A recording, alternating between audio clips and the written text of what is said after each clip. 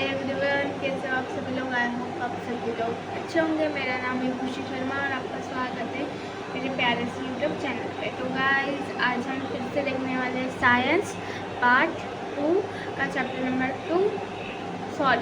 Number 1 heredity and evolution. तो guys, हम इसके देखने वाले एविडेंस। ठीक है, हमने पहले लेक्चर में 2 एविडेंस पढ़े थे। ठीक है, आज के लेक्चर में हम 4 एविडेंस पढ़ने वाले क्या होते और अभी हम वीडियो को शुरुआत करते हैं। तो गाइस, अभी शुरुआत करते हैं वेस्टिजियल ऑर्गन से। ये भी एक एविडेंस है। ठीक है गाइस, तो वेस्टिजियल ऑर्गन, इसके नाम से ही हमें कुछ ना कुछ ऐसे मतलब हिंट मिलती है कि इसमें क्या हो सकता है। देखो, वेस्टिजियल मतलब वेस्ट, जो कोई काम की नहीं है भाई, और ऑर्गन मतलब तो पता ही है आपको क्या होता है। ठीक है, तो वेस्टिजियल ऑर्गन मतलब इसमें क्या आएगा, यूज़लेस ऑर्गन, मतलब जिसका यूज़लेस ऑर्गन, जिनका कोई यूज़ नहीं है, अपने बॉडी में वो प्रेजेंट है लेकिन उसका कुछ यूज़ नहीं है। समथिंग डिजेनरेटेड, मतलब कोई डेवलप नहीं हुआ है, कोई ऑर्गन अंडर डेवलप्ड है वो, और अंडर डेवलप ऑर्गन और डीजेनरेटेड ऑर्गन जो अपने बॉडी में प्रेजेंट होते हैं उसे कहते हैं वेस्टिजियल ऑर्गन। मतलब बिन काम के ऑर्गन, जिसका कुछ काम नहीं है लेकिन वो अपनी बॉडी में प्रेजेंट है वो। ठीक है, मतलब ये जो ऑर्गन्स थे ना गाइस, क्या होता था, इनका पहले के ज़माने में यूज़ होता था। ठीक है, जैसे यहाँ पे बोला है अपेंडिक्स, हाँ अपेंडिक्स। ठीक है, ये है देखो यहाँ पे। तो ये भी एक मतलब बीमारी भी रहती है। तो क्या होता है अपेंडिक्स का यूज़, मतलब किस चीज़ में होता था, मतलब बोलते थे, अभी बोलते कि अपेंडिक्स हो गया इसको, मतलब इसका यूज़ क्या था। मतलब देखो, ये जो ऑर्गन है ना, ये पहले के ज़माने में ये काय के लिए यूज़ होता था, क्योंकि पहले इतनी टेक्नोलॉजी नहीं डेवलप थी। तो जो ह्यूमन बींग्स थे वो पका के नहीं खाते थे, राइट, वो रॉ मटेरियल खाते थे, कच्चा खा जाते थे कुछ भी चीज़, घास पत्तियाँ वगैरह ये सब। ठीक है, तो उनका डाइजेशन होने के लिए जो अपेंडिक्स है ये यूज़ होता था। ठीक है, अभी क्या हो गया है, अभी सब गैस आ गई है, सिलेंडर वगैरह आ गए हैं, तो हम पका के खा सकते हैं खाना, तो इसका कुछ यूज़ आएगा क्या डाइजेशन में, तो इसका कुछ यूज़ ही नहीं आता। ठीक है, तो ये क्या हो गया है कि वेस्टिजियल ऑर्गन हो गया है। ठीक है गाइज, तो वेस्टिजियल ऑर्गन्स जो थे वो पहले यूज़ होते थे लेकिन अभी यूज़ नहीं होते। ठीक है गाइज, तो ये जो कुछ और ये जो है ये एनिमल्स में मतलब प्रेजेंट होते हैं, तो उनके लिए हेल्पफुल रहते हैं। जैसे टेल बोन बोला है यहाँ पे। ठीक है, टेल बोन अभी मंकी के लिए क्या होती है, यूज़फुल होती है, राइट, मतलब एनिमल्स के लिए यूज़फुल है ये, लेकिन ह्यूमन बींग्स के लिए ये यूज़फुल नहीं है। जैसे कि टेल बोन मंकीज़ के लिए यूज़फुल होती है, एक झाड़ से दूसरे झाड़ तक कूद के लटक के जाने के लिए यूज़ होती है, राइट। तो हमें समझ में आ गया कि क्या होता है करके वेस्टिजियल ऑर्गन। अभी विजडम टीथ बोला है यहाँ पे। विजडम टीथ मतलब क्या होते हैं, जो अपने अक्कल दाढ़, जो पीछे के टीथ होते हैं, ठीक है, उनका कुछ काम नहीं आता, क्योंकि हम खाना किस चीज़ से ऐसे चबाते, सामने की टीथों से, राइट, ये वाले टीथ से नहीं, इनसे हम खाना क्या करते हैं, चबाते। लेकिन ये जो टीथ होते हैं सबसे पीछे के, उससे वो कुछ काम में आते ही नहीं। तो ये भी क्या है, विजडम टीथ एक वेस्टिजियल ऑर्गन है। ठीक है गाइज, और ईयर मसल्स, जो कान के मसल्स है वो भी वेस्टिजियल ऑर्गन है।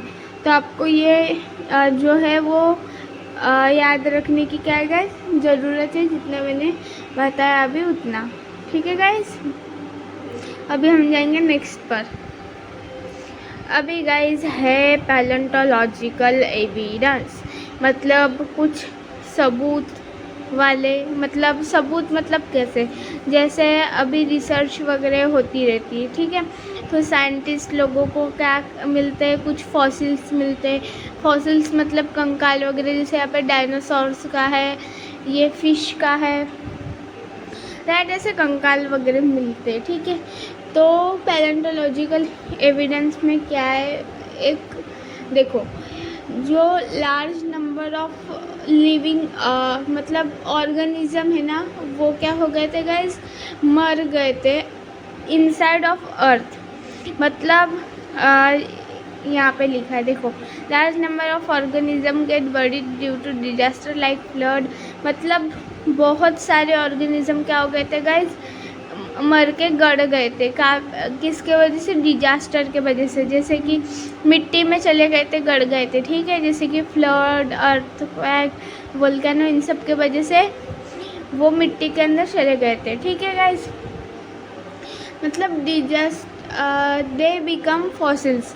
तो मतलब क्या होता है, वो उनकी जो बॉडी है वो ऑर्गेनिज्म की मिट्टी में रह रहे क्या बन जाती है गाइस, फॉसिल्स बन जाती है, मतलब कंकाल बन जाती है, राइट। तो क्या करते हैं गाइस, जो साइंटिस्ट लोग रहते वो इसके ऊपर क्या करते हैं गाइस, स्टडी करते हैं। Study of fossils is important. तो जो साइंटिस्ट वगैरह होते हैं वो इन फॉसिल्स के ऊपर स्टडी करते हैं कि ये कब मरे थे वगैरह, ये सब इंफॉर्मेशन वगैरह स्टडी करते हैं। तो वो स्टडी ऑफ फॉसिल्स को बोलते हैं स्टडी ऑफ इवोल्यूशन, ठीक है गाइस। तो स्टडी ऑफ फॉसिल जो है ये एक इम्पॉर्टेंट एस्पेक्ट है, किस चीज़ के लिए, इवोल्यूशन की स्टडी के लिए। Carbon consumption of animals and plants stop after death, and since then only the decline process of C14 occurs continuously. मतलब क्या होता है गाइस, जब ये एनिमल्स और प्लांट्स क्या हो जाते हैं, स्टॉप कर जाते हैं कार्बन कंजप्शन को। मतलब ये सब प्लांट्स मरने के बाद कार्बन डाइऑक्साइड जो है वो क्या करता है, लेता है, राइट। तो वो कार्बन डाइऑक्साइड लेंगा क्या गाइस, मरने के बाद प्लांट नहीं लेंगा, वो सब क्या हो जाएगा गाइस, कार्बन कंजप्शन जो है प्लांट्स का, एनिमल्स का, वो क्या हो जाएगा, स्टॉप हो जाएगा डेथ होने के बाद, ठीक है। तो फिर हम कैसे पता लगाएंगे कि भाई ये कब मरे, क्या हुआ, तो वो C14 जो है ये एक प्रोसेस रहती है, ठीक है। तो इससे हम पता लगा सकते हैं, ठीक है गाइस।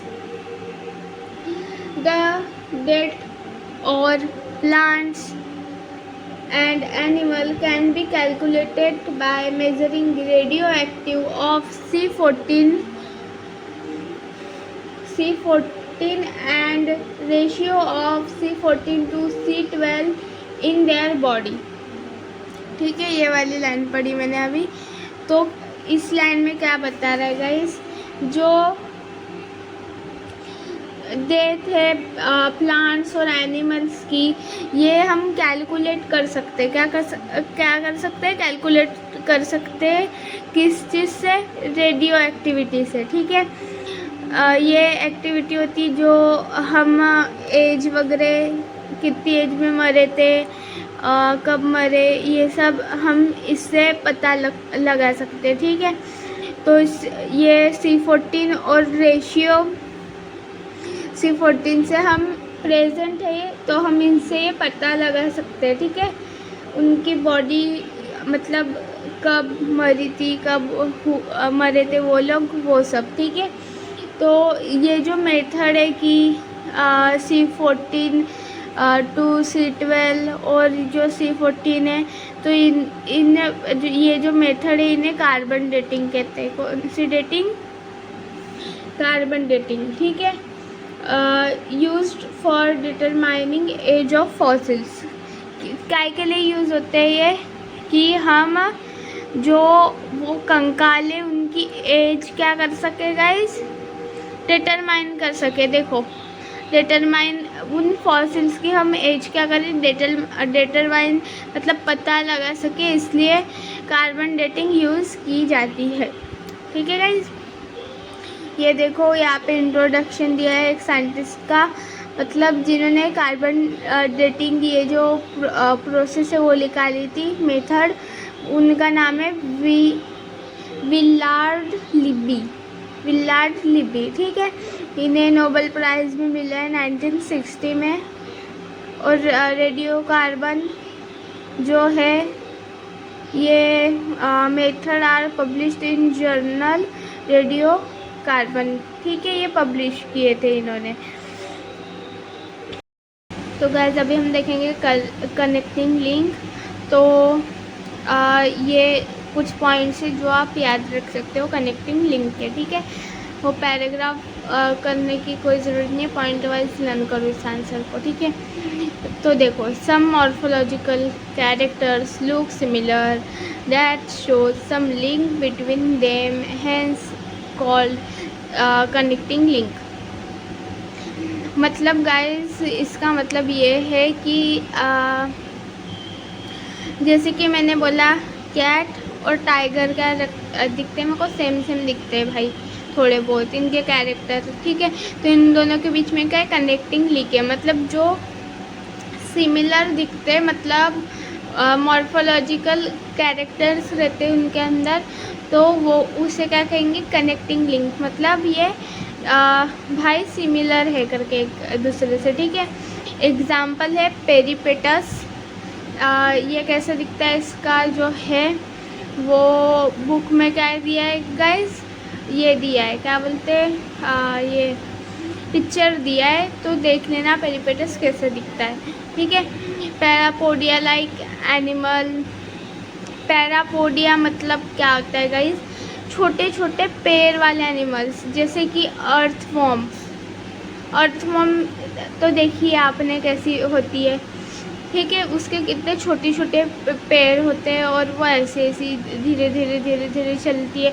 तो पैरापोडिया लाइक एनिमल मतलब जिनके छोटे पैर होते हैं वैसा एनिमल। पेरिपेटस के पास पैरापोडिया लाइक ऑर्गन रहते हैं, वैसे छोटे छोटे पैर वगैरह रहते हैं, और ट्रेचर रेस्पिरेशन करता है वो।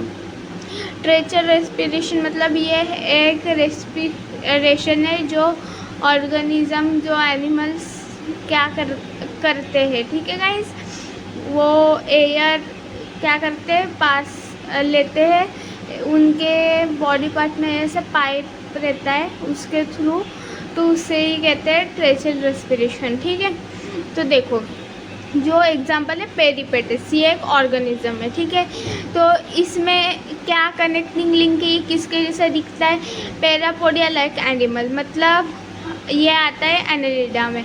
ये सब जो है आपको, ये जो एनिमल किंगडम है ना, नहीं एनिमल क्लासिफिकेशन, उस चैप्टर में आपको देखने को मिलेंगे। तो यहाँ पे मैं थोड़ी सी आपको हिंट दे के बता रही हूँ। ठीक है, पैरापोडिया मतलब मैंने अभी बताया, छोटे छोटे जो ऑर्गेनिज्म उनके पैर होते हैं उन्हें कहते हैं पैरापोडिया। ठीक है गाइस, तो वो वैसे जो एनिमल्स है वो आते हैं एनेलिडा में। एनेलिडा मतलब लिटिल रिंग लाइक ऑर्गेनिज्म, जैसे कि एग्जांपल अर्थवॉर्म। ठीक है, अभी बताया मैंने। तो पेरिपेटस अर्थवॉर्म जैसे भी दिखता है, और वो मतलब उसके ऑर्गन अर्थवॉर्म जैसे है, और वो ट्रेचर रेस्पिरेशन करता है। अभी आर्थ्रोपोडा मतलब क्या होता है गाइस, आर्थ्रोपोडा मतलब होता है इंसेक्ट मतलब जैसे बटरफ्लाई हो गया, राइट। ये आर्थ्रोपोडा क्या है गाइस, लार्जेस्ट किंगडम है। ठीक है, सॉरी लार्जेस्ट फाइलम है ये। इसमें 66% जो ऑर्गेनिज्म होते हैं वो इसी फाइलम से होते हैं, मतलब इसमें इंसेक्ट्स वगैरह पाए जाते हैं। ठीक है, बटरफ्लाई वगैरह ऐसे इंसेक्ट वगैरह पाए जाते हैं। तो आपको पेरिपेटस आई होप समझ में आया होगा। मतलब यहाँ पे क्या कनेक्टिंग लिंक किसके बीच की शो हो रही है, एनिलिडा और आर्थ्रोपोडा के बीच की। ठीक है, अभी देखेंगे हम लंगफिश। लंगफिश ये क्या करती है, रेस्पिरेशन करती है थ्रू लंग्स, राइट। ये क्या करती है गाइस, लंगफिश रेस्पिरेशन करती है। और इसका कनेक्टिंग लिंक किसके साथ है गाइस, फिश एंड एम्फीबियन। अभी एम्फीबियन मतलब क्या है, यहाँ पे लिखा है फ्रॉग, मैंने फ्रॉग लिखा है, ठीक है। यहाँ पे फ्रॉग में आपने क्या चीज़ नोटिस की है गाइस, कि जो फ्रॉग होता है ना वो पानी में भी रह सकता है और ज़मीन पे भी रह सकता है, राइट। तो एम्फीबियन मतलब वो ऑर्गेनिज्म जो पानी में भी रह सकते हैं और ज़मीन पे भी रह सकते हैं, ठीक है गाइस। तो देखो जो लंग फिश है ये रेस्पिरेशन करती है थ्रू लंग्स। तो इसकी लिंक किसके साथ है, इसकी कनेक्टिंग लिंक किसके साथ है गाइस, एम्फीबियन के साथ। कि ये जो फिश है वो पानी में भी रह सकती है और ज़मीन पे भी रह सकती है, जैसे कि फ्रॉग रहता है, ठीक है। एम्फीबियन मतलब जो टेरेस्ट्रियल भी है और क्या है गाइस, मरीन वाटर में भी रहते हैं वो, ठीक है। अभी डक बिल्ड प्लेटिपस, ठीक है। डक बिल्ड प्लेटिपस क्या करता है गाइस, इसके जो एग है, इसके जो अंडे हैं वो रेप्टाइल जैसे, रेप्टाइल मतलब रेप्टाइल का एक एग्जांपल है वॉल लिजार्ड मतलब छिपकली, ठीक है गाइस। तो डक बिल्ड क्या देता है गाइस, एग देता है लाइक छिपकली, लिजार्ड। रेप्टाइल मतलब क्या होता है, अभी रेप्टाइल का एग्जांपल है वॉल लिजार्ड। अभी रेप्टाइल मतलब क्या होता है, जो ऑर्गेनिज्म सिर्फ और सिर्फ ज़मीन पे रहते हैं। कहाँ पे रहते हैं, ज़मीन पर रहते हैं, उन्हें कहते हैं रेप्टाइल्स। ना पानी में ना उड़ते हैं, सिर्फ और सिर्फ ज़मीन पे रहते हैं, उन्हें रेप्टाइल्स कहते हैं। बस रेप्टाइल्स के बारे में इतना ही नहीं है, इन्फॉर्मेशन बहुत सारी है, लेकिन आपको बेसिक्स में अभी बता रही हूँ क्या क्या है करके इनका मतलब। और इनको हम डिटेल में पढ़ेंगे जो चैप्टर नंबर 6 या 7 है एनिमल क्लासिफिकेशन, उसमें, ठीक है गाइस। तो और क्या है इसके पास, डक बिल्ड प्लेटिपस के पास मैमरी ग्लैंड्स लाइक मैमल्स, मतलब जो दूध देते हैं ना वो वाले, जैसे कि बैट, चमगादड़ क्या देता है गाइस, दूध देता है, राइट। तो वो भी मैमल्स में आता है चमगादड़, ठीक है। तो इसके पास ये दूध भी देता है गाइस, तो ये मैमल्स में भी आता है। और ये क्या है, एग भी देता है गाइस, तो ये रेप्टाइल्स में भी आता है, ठीक है। दूध देने वाले एनिमल्स होते हैं मैमल्स, ठीक है गाइस। तो इतना ही था कलेक्टिंग लिंक के बारे में। तो आप इसको लर्न करना पड़ेगा आपको थोड़ा बहुत, ठीक है। देखो कैसे करूँगे, पेरिपेटस, पैरापोडिया, ट्रैचर रेस्पिरेशन, इतना आप थोड़ा थोड़ा ऐसे लर्न करना, ठीक है। पेरिपेटस के पास क्या रहते हैं गाइस, छोटे छोटे पैर रहते हैं, मतलब पैरा मतलब पैर, पोडिया मतलब बहुत सारे, ठीक है। ऐसे आप थोड़ा बहुत तोड़ के ऐसे आप याद रख सकते हो, ठीक है। पैरा मतलब पैर, नहीं तो बहुत, पैरा मतलब लॉट्स ऑफ, और पोडिया मतलब पैर, आप ऐसे लर्न कर सकते हो, ठीक है। ट्रेचर रेस्पिरेशन और लंग फिश रेस्पिरेशन करती है, ये तो इजी ही है। और इसकी लिंक किसके साथ है गाइस, लंग फिश पानी में भी रहती है, लैंड में भी रहती है, मतलब ये क्या है, एम्फीबियन है। आप ऐसे लर्न करना, ठीक है गाइस। ये एम्ब्रियोलॉजिकल एविडेंस, ठीक है। यहाँ पे कुछ एम्ब्रियो दिखाए हैं आपको। एम्ब्रियो मतलब जैसे देखो, इसे मेंढक का कैसा लार्वा रहता है जो पानी में रहता है, राइट, वैसे भी। और ये जो मतलब ऑफस्प्रिंग्स है उन्हें बोला है एम्ब्रियो, ठीक है। तो ये अलग अलग मतलब ऑर्गेनिज्म के ऑफस्प्रिंग्स है, फिश, टॉर्टोइज, चिकन, मैन का भी है, ठीक है। तो देखो मैं इसमें बताऊँ तो कुछ नहीं है, बस इस पैराग्राफ में इतना बोला है कि देखो यहाँ पे 3 स्टेजेस दिए हैं, 1 2 3, ठीक है। तो पहले स्टेज में देखेंगे हम तो फिश, टॉर्टोइज, चिकन, पिग, काऊ, ठीक है, सैलामंडर, इनके जो ये है क्या है गाइस, इनके ये जो फर्स्ट स्टेज है इसमें क्या दिख रही है, सिमिलर दिख रहे, क्या दिख रहे, सिमिलर दिख रहे। सेकेंड स्टेज में फिश और ये जो है ये सिमिलर दिख रहे, बाकी सब सिमिलर दिख रहे, ठीक है। और थर्ड स्टेज में सारे के सारे थोड़े डिफरेंट दिख रहे, मतलब फर्स्ट स्टेज में बहुत ही ज़्यादा सिमिलर, फिर सिमिलरिटी और डिक्रीज़ हुई, फिर और डिक्रीज़ हुई। इम्ब्रोलॉजिकल एविडेंस में मतलब क्या होता है कि जो ऑल एम्ब्रॉयर्स होते हैं ये एक सिमिलरिटी शो करते हैं स्टार्टिंग में, फिर ये क्या होते हैं, डेवलप्ड होते हैं और वो जो सिमिलरिटी इनके बीच में होती है वो डिक्रीज़ हो जाती है। बस इतना ही है एम्ब्रियोलॉजिकल एविडेंस में, ठीक है। तो ये सिमिलरिटी क्या शो करती है गाइस, कि इनके जो ओरिजिन होंगे वो क्या होंगे, कॉमन होंगे, क्या होंगे, कॉमन होंगे, क्योंकि फर्स्ट स्टेज में ये सब क्या दिख रहे हैं, सिमिलर दिख रहे हैं इसलिए, ठीक है गाइस। तो ये जो Darwin's theory of natural selection है ये हम देखेंगे नेक्स्ट लेक्चर में, और आज का लेक्चर यहाँ पर ही स्टॉप करते हैं। तो गाइस आज के लेक्चर में जो एविडेंसेस बचे थे हमारे वो हमने क्या कर दिए, कंप्लीट कर दिए, ठीक है गाइस। अभी जैसे कनेक्टिंग लिंक है, ठीक है, ये मतलब इतना कुछ इम्पोर्टेंट इसमें नहीं आता, ठीक है। जो एम्ब्रियोलॉजिकल एविडेंस बताए वो इम्पोर्टेंट है गाइस, ठीक है। वेस्टिजियल ऑर्गन जो है वो भी इम्पोर्टेंट है, मॉर्फोलॉजिकल एविडेंस वो भी इम्पोर्टेंट है, ठीक है। ऐसा नहीं है कि ये वाले एविडेंस मेरे को इम्पोर्टेंट नहीं है, नहीं, ये 3 जो एविडेंस बताए ये ज़्यादा इम्पोर्टेंट है, बाकी वाले भी इम्पोर्टेंट है, लेकिन आप सारे एविडेंस अच्छे से करके रखना, ठीक है।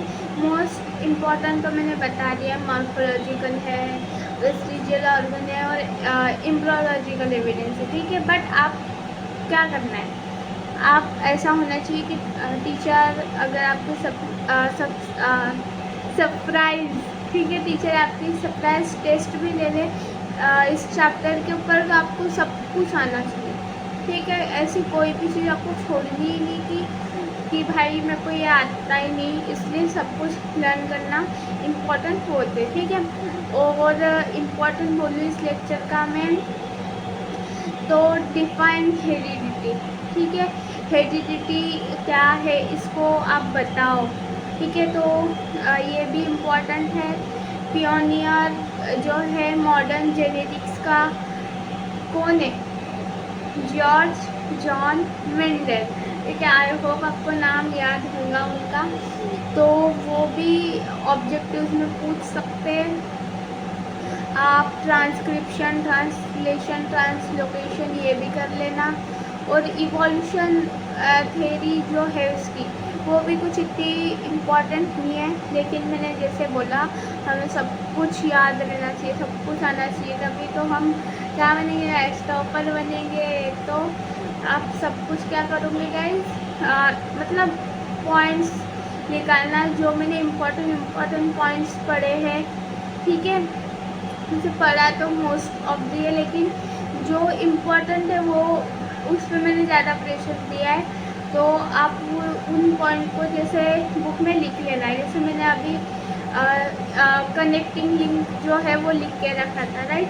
तो वैसे आप नोट्स बनाओ, जो इम्पोर्टेंट पॉइंट है उन्हें लिखते जाओ और कोई 10 बार पढ़ के जाओ, ठीक है।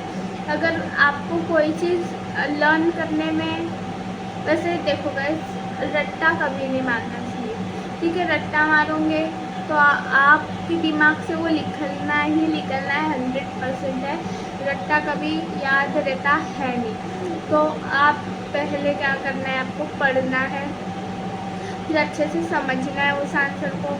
आप उसे अच्छे से समझोगे तो आप ओन वर्ड्स में लिख सकते हो आंसर, ठीक है। तो और अगर कोई वर्ड आपको लर्न नहीं होता, जैसे अभी आपको ऐसा है कि भाई मेरे को बिल्कुल मैं अपने मर्ज़ी से नहीं लिखूँगा, मेरे को बिल्कुल ऐसे अच्छी जो इंग्लिश लिखी है हमारी बुक में, मुझे बिल्कुल वैसा का वैसा ही लिखना है। तो आप क्या करोगे गाइस, देखो एक बुक लेना है आपको, पहले वो पैराग्राफ पढ़ना है, ठीक है, जो आपको लर्न करना है, ठीक है। वैसे आप समझोगे तो आपको 100% समझ में आ जाएगा कैसा लिखना है, क्या लिखना है, आप लिख सकते हो। लेकिन देखो, अगर आपको चाहिए कि मैं अच्छे से अच्छा लिखूँ, जैसा बुक में वैसा लिखूँ, मेरा मार्क्स बिल्कुल नहीं कटना चाहिए, तो देखो आपको आंसर लर्न करना है। आपको एक बार क्या करना है गाइस, ये पढ़ लेना है, जो भी आपको पैराग्राफ लर्न करना है, जो भी लर्न करना है वो पढ़ लेना है एक बार, ठीक है। रट्टा कभी नहीं मारना पड़ता, ठीक है। और फिर क्या करना है, उस पैराग्राफ में से जो भी आपको डिफ़िकल्ट वर्ड लिखते हैं, ये पेज ऐसे ले लो, फोल्ड करो बुक के पेज को, और जो भी आपको डिफ़िकल्ट वर्ड लगते हैं ना गाइस, वो आप ऐसे ये पेज फोल्ड करोगे, राइट, ऐसे फोल्ड करूँगी, ठीक है, ये पेज। तो इस साइड जो है पेज के, आपको जो भी डिफ़िकल्ट वर्ड्स लिखते हैं वो लाइन में लिखने हैं। फिर वो जो डिफ़िकल्ट वर्ड है उन्हें आपको रिमेंबर करना है, ठीक है, इनका मतलब क्या होता है, और उन वर्ड्स को अच्छे से देख लेना है, ठीक है। और फिर क्या करना है गाइस, आपको वो ही वर्ड इधर लिख के देखना है और फिर आंसर आपको क्या करना है, पढ़ना है फिर से, और फिर बोल के देखना है, मतलब याद है क्या नहीं है करके आपको मेमोराइज करना है, ठीक है। इससे आपको पता चलेगा, और जो आप वर्ड भूल रहे हो वो नहीं भूलोगे आप। क्या करना है, पेज लेना है, फोल्ड करना है, उसके ऊपर जो वर्ड आपको पैराग्राफ की डिफ़िकल्ट लग रहे हैं आप 10 बार पैराग्राफ कम से कम 4-5 बार पढ़ लेना स्टार्टिंग में, ठीक है। एक बार पढ़ने से नहीं होगा, 4-5 बार पढ़ लेना। अगर आपसे नहीं हो रहा तो आधा आधा करके पढ़ना। मेरे ख्याल से तो आप पहले समझोगे, तो आपको अगर पहले आप समझो फिर आप पैराग्राफ को लर्न करने जाओगे तो आपको ज़्यादा इजी होगा आंसर अच्छे से बनाने में, ठीक है गाइस। तो पेज फोल्ड कर लो, जो वर्ड डिफिकल्ट लग रहे हैं लिखो, पैराग्राफ अच्छे से पढ़ लो, जो वर्ड्स है उन्हें भी अच्छे से पढ़ लो, और फिर आंसर लिखो।